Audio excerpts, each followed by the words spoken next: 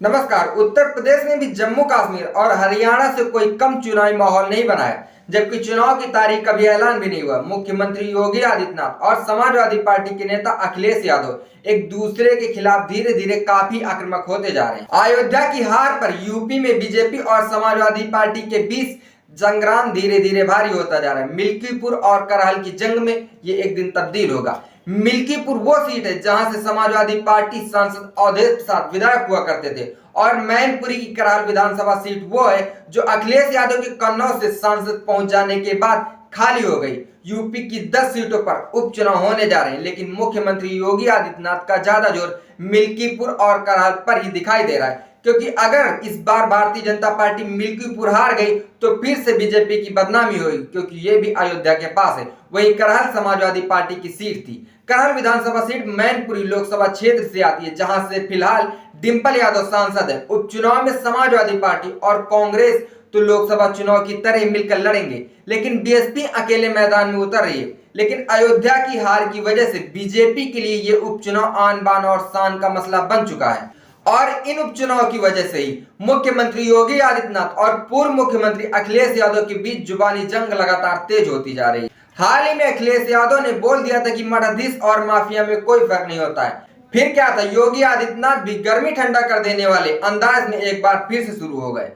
योगी आदित्यनाथ तो मिल्कीपुर से लेकर करहल तक समाजवादी पार्टी, उनके नेता और उनके शासनकाल को लेकर घेरते और खरी खोटी सुनाने में कोई भी कसर नहीं छोड़ रहे हैं। जैसे भी संभव वो हर हाल में ये दोनों सीटें भारतीय जनता पार्टी की झोली में डालना चाहते हैं, इसलिए इस वक्त जी तोड़ मेहनत कर रहे हैं। लगे हाथ योगी आदित्यनाथ ने मठधीश और माफिया वाले बयान के लिए भी अखिलेश यादव पर हमला बोल दिया है।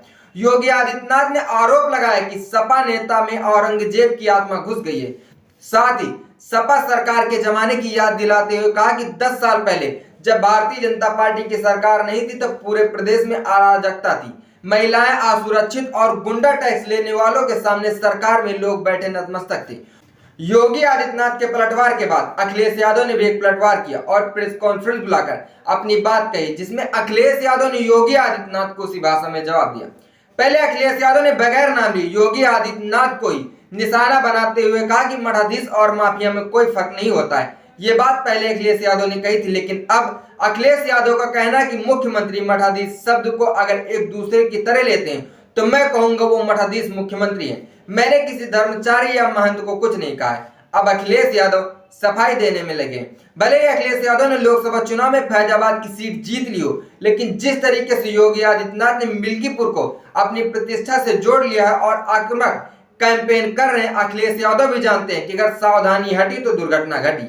वहीं कुछ देर बाद समाजवादी पार्टी के सोशल मीडिया अकाउंट से ट्वीट करते हुए योगी आदित्यनाथ के लिए लिखा गया कि नकारात्मक मानसिकता यानी निगेटिव एनर्जी यानी आपराधिक मानसिकता से ग्रस्त व्यक्ति कभी भी सकारात्मक कार्य, सकारात्मक बात, सकारात्मक दिशा का कार्य या बात नहीं कर सकता। इसलिए वो आजकल जो बोल रहे हैं यही उनका असल चाल चरित्र और चेहरा है, जो कुर्सी जाने के डर की बौखलाहट में उनके बयानों के जरिए से बाहर आ रहा है। अभी वो और ऐसी ही बयानबाजी करेंगे। उनके बयानों को कुर्सी से जाने का डर कहें या कुर्सी का लोभ कहें। फिलहाल समाजवादी पार्टी के प्रमुख अखिलेश यादव और भारतीय जनता पार्टी के मुख्यमंत्री योगी आदित्यनाथ दोनों लोग एक दूसरे पर आक्रामक हैं। योगी आदित्यनाथ और अखिलेश यादव के बयानों को लेकर आपका क्या मानना है? इस बात का जवाब कमेंट बॉक्स में कमेंट करके जरूर दें। देखते रहिए हाल चाल। जय हिंद।